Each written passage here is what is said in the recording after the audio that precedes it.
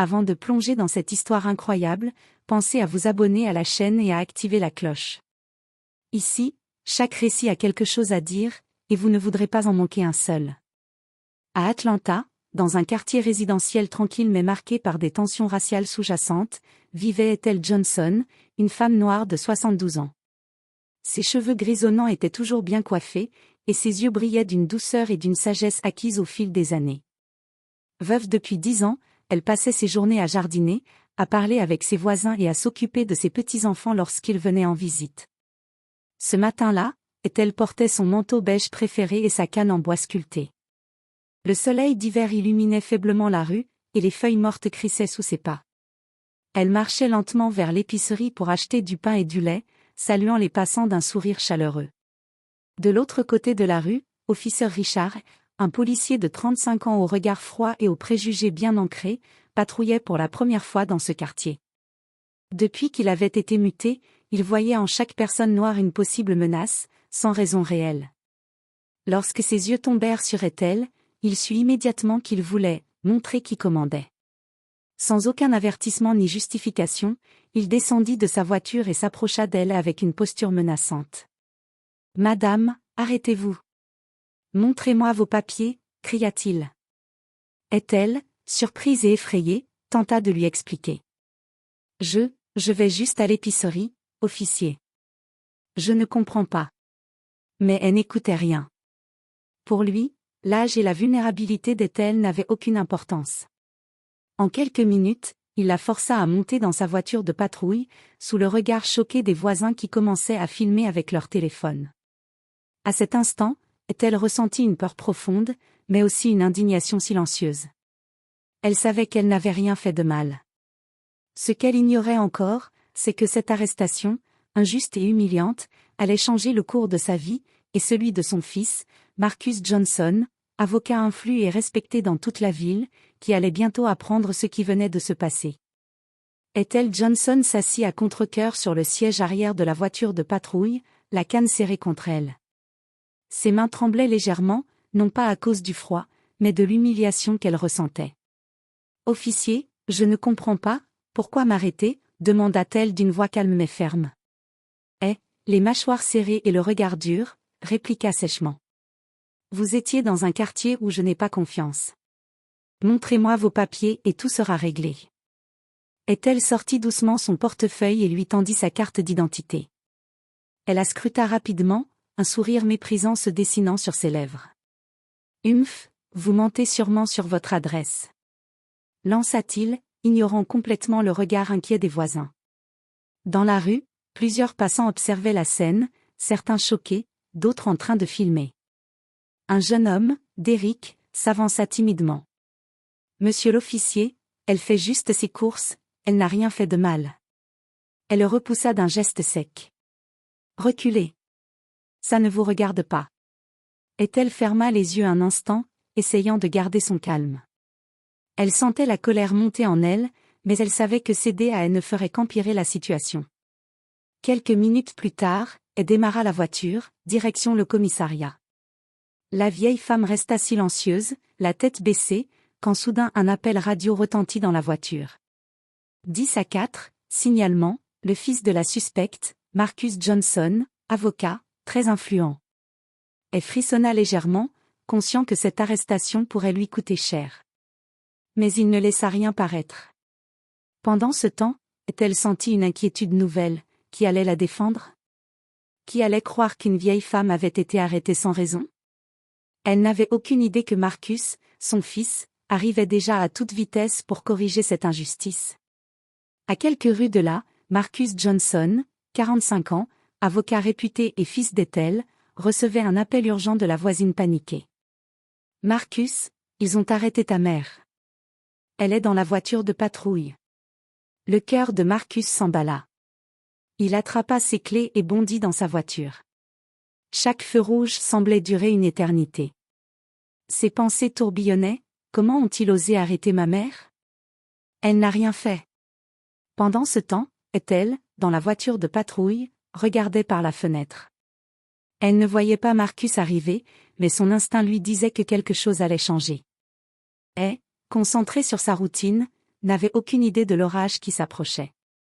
Quelques minutes plus tard, la voiture de Marcus s'arrêta brusquement devant la patrouille. Il sortit d'un pas rapide, l'air déterminé, et se planta devant Hay. « Officer Hay. Qu'est-ce que vous croyez faire » lança-t-il, sa voix ferme mais contrôlée. Hay recula légèrement, surpris par l'assurance et la stature de Marcus. « Monsieur, c'est juste une vérification. » bafouilla-t-il. Marcus s'approcha, son regard perçant fixé sur Hay. « Vérification ? Vous avez arrêté ma mère de 72 ans, seule, sans raison, dans notre quartier ? Vous savez qui elle est ? » Hay, un peu nerveux, essaya de garder son calme. « Eh bien, c'est juste une procédure. » Marcus sortit son téléphone et composa rapidement un numéro. « Je suis avocat, et je ne plaisante pas. Si vous touchez à ma mère ou si vous tentez de la retenir, je vous garantis que votre carrière est finie. » À ce moment, Hay sentit un froid glacial lui parcourir l'échine. Il comprit enfin l'ampleur de son erreur. La femme qu'il croyait vulnérable avait un fils influent et puissant, prêt à utiliser tout le poids de la loi contre lui. Est-elle, témoin silencieux de la confrontation, sentit un soulagement grandir en elle. Elle n'était plus seule. Et pour la première fois depuis le début de cette matinée cauchemardesque, elle sentit qu'il y aurait justice. Elle resta figée devant Marcus Johnson. Pour la première fois, il sentit le poids de sa propre arrogance et de ses préjugés. Il avait cru intimider une vieille femme, mais maintenant il faisait face à un adversaire capable de le démolir légalement en quelques minutes. Marcus s'adressa calmement mais fermement à Hay. « Écoutez-moi bien. Vous n'avez pas seulement arrêté ma mère sans raison, vous avez violé ses droits. Je vous conseille de la libérer immédiatement et de rédiger un rapport honnête. Sinon, vous répondrez devant le tribunal. » Les passants, qui avaient assisté à la scène, murmuraient entre eux. Certains prenaient des vidéos que Marcus commença à filmer discrètement, renforçant la pression sur Hay. Elle, assise dans la voiture, regardait son fils avec fierté et gratitude. Elle savait qu'elle allait regretter d'avoir choisi la mauvaise personne à intimider. Hay, sentant sa position devenir insoutenable, tenta de trouver une excuse. C'était juste, une procédure de routine. Marcus secoua la tête. Procédure de routine ? Arrêter une vieille femme seule dans la rue sans raison ? Vous allez rédiger un rapport complet et corriger cette erreur, sinon je garantis que vous ne resterez pas dans ce commissariat très longtemps. Humilié devant les témoins et sa propre conscience, Hay obéit à contre-cœur. Il fit signe à Ethel de sortir de la voiture. Elle posa ses pieds sur le trottoir et inspira profondément, reprenant son calme et sa dignité. Marcus l'enlaça légèrement, protecteur. « Maman, tout est fini maintenant. Je suis là. » Hay, voyant la détermination du fils et la résilience de la mère, réalisa l'ampleur de son erreur. Chaque seconde passée devant eux lui rappelait qu'il venait de commettre une grave injustice, et que cette journée marquerait probablement la fin de sa carrière. Le lendemain matin, officer Richard Hay se présenta au commissariat, la tension visible sur son visage. Les vidéos de l'arrestation injuste d'Ethel Johnson avaient déjà fait le tour des réseaux sociaux et du service interne de la police. Le chef du commissariat, un homme strict mais juste, l'attendait dans son bureau.